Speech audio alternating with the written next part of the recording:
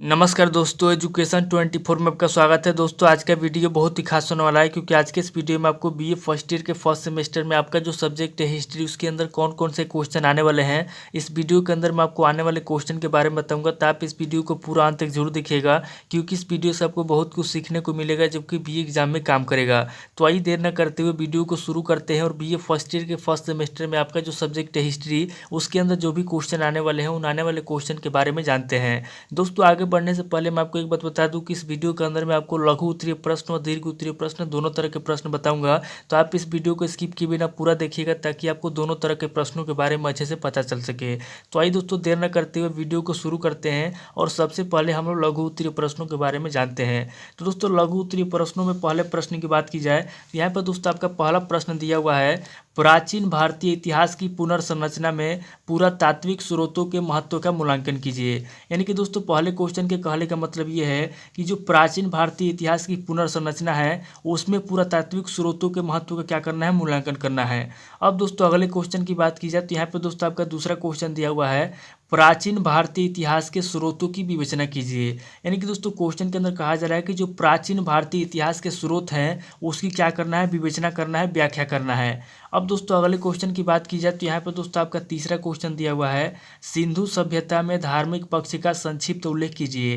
यानी कि दोस्तों जो सिंधु सभ्यता है उसके अंदर धार्मिक पक्ष का क्या करना है, संक्षिप्त उल्लेख करना है। सिंधु सभ्यता में धार्मिक पक्ष का संक्षिप्त में क्या करना है, उल्लेख करना है। अब दोस्तों अगले क्वेश्चन की बात की जाए तो यहाँ पर दोस्तों आपका चौथा क्वेश्चन दिया हुआ है, उत्तर वैदिक युगीन स्त्रियों की दशा पर प्रकाश डालिए। यानी कि उत्तर वैदिक युग में जो स्त्रियों की दशा थी उसके ऊपर क्या करना है, आपको प्रकाश डालना है। अब दोस्तों अगले क्वेश्चन की बात की जाए तो यहाँ पर दोस्तों आपका पांचवा क्वेश्चन दिया हुआ है, अजात शत्रु की उपलब्धियों का वर्णन कीजिए। यानी कि जो अजात शत्रु था उसकी कौन कौन सी उपलब्धियाँ थी, अजात शत्रु की उपलब्धियों पर क्या करना है, वर्णन करना है।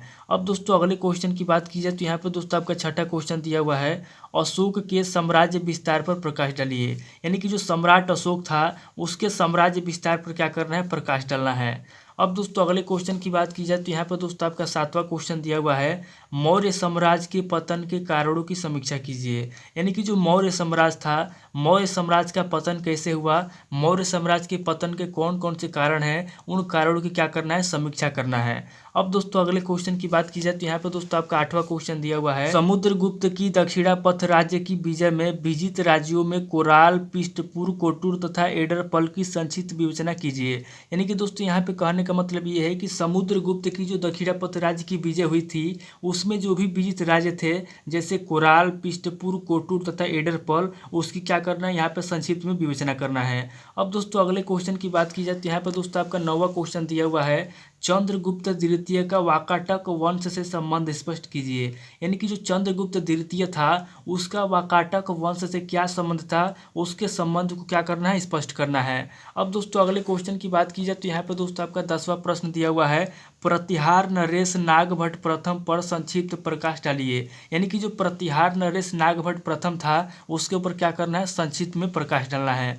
अब दोस्तों अगले क्वेश्चन की बात की जाए तो यहाँ पर दोस्तों आपका 11वां क्वेश्चन दिया हुआ है, यहाँ पर दोस्तों आपका 11वां क्वेश्चन दिया हुआ है, भोज परमार की उपलब्धियों का विवेचन कीजिए। यानी कि जो भोज परमार था, भोज परमार की कौन कौन सी उपलब्धियां थी, भोज परमार की उपलब्धियों का क्या करना है, विवेचन करना है। अब दोस्तों अगले क्वेश्चन की बात की जाए तो यहाँ पर दोस्तों आपका 12वां क्वेश्चन दिया हुआ है, भारत में सामंतवाद के उद्भव पर प्रकाश डालिए। यानी कि भारत में सामंतवाद का उद्भव कैसे हुआ उसके ऊपर क्या करना है, प्रकाश डालना है। अब दोस्तों अगले क्वेश्चन की बात की जाए तो यहाँ पर दोस्तों आपका 13वां क्वेश्चन दिया हुआ है, पुरुषार्थों का महत्व क्या है। यानी कि जो पुरुषार्थों होता है, पुरुषार्थों का क्या महत्व है, यहाँ पर दोस्तों आपको बताना है कि पुरुषार्थों का क्या महत्व होता है।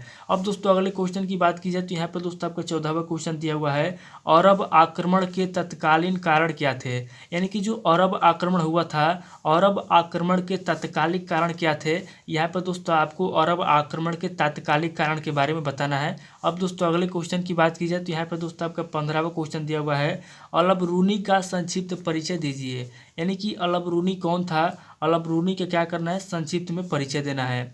अब दोस्तों अगले क्वेश्चन की बात की जाए तो यहाँ पर दोस्तों आपका 16वां क्वेश्चन दिया हुआ है, अजय राज पर संक्षिप्त प्रकाश डालिए। यानी कि अजय राज कौन था, अजय राज पर संक्षिप्त में क्या करना है, प्रकाश डालना है। अब दोस्तों अगले क्वेश्चन की बात की जाए तो यहाँ पे दोस्तों आपका 17वां क्वेश्चन दिया हुआ है, जय सिंह सिद्धराज का संक्षिप्त परिचय दीजिए। यानी कि जय सिंह सिद्धराज कौन था, जय सिंह सिद्धराज का क्या करना है, संक्षिप्त में परिचय देना है।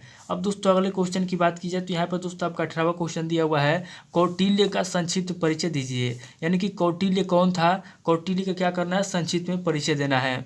अब दोस्तों अगले क्वेश्चन की बात की जाए तो यहाँ पर दोस्तों आपको 19वां क्वेश्चन दिया हुआ है, नंद वंश पर एक संक्षिप्त लेख लिखिए। यानी कि जो नंद वंश था, नंद वंश पर क्या करना है, एक संक्षिप्त लेख लिखना है। अब दोस्तों अगले क्वेश्चन की बात की जाए तो यहाँ पर दोस्तों आपका लघु उत्तरीय प्रश्न का लास्ट क्वेश्चन दिया हुआ है, 20वां क्वेश्चन, मध्य पाषाण काल का संक्षिप्त उल्लेख कीजिए।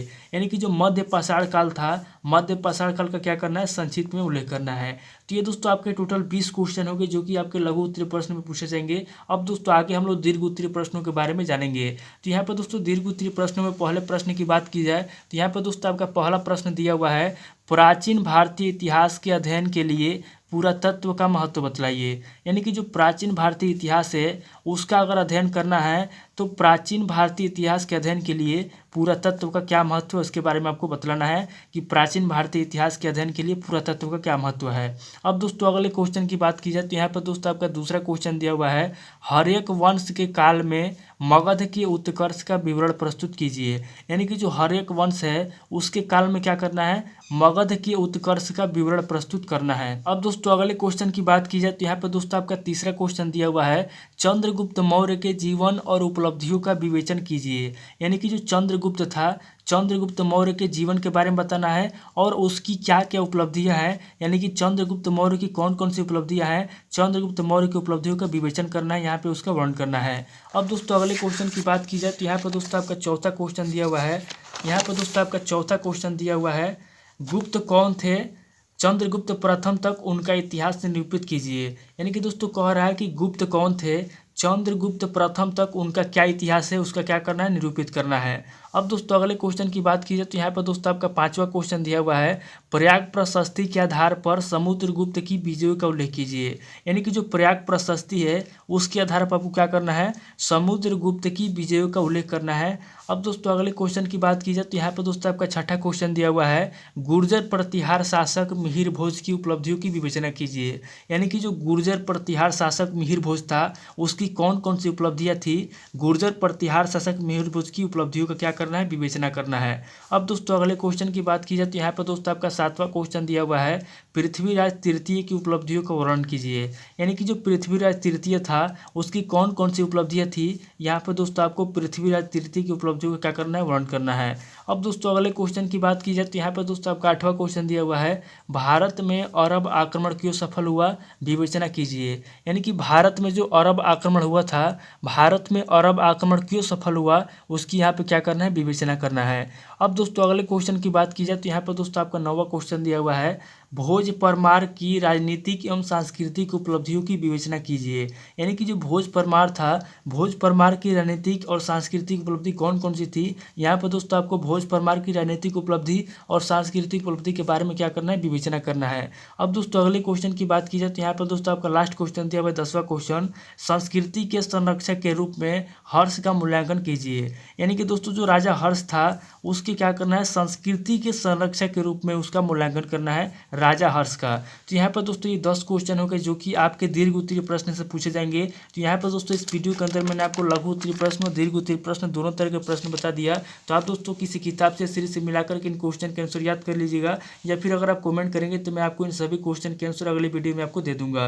तो दोस्तों उम्मीद करता हूँ कि इस वीडियो से आपको बहुत कुछ सीखने को मिला होगा। अगर आपको वीडियो अच्छा लगा तो वीडियो को लाइक कीजिए, शेयर कीजिए और कमेंट करके बताइए कि आपको नेक्स्ट वीडियो किस टॉपिक के ऊपर चाहिए। थैंक यू दोस्तों।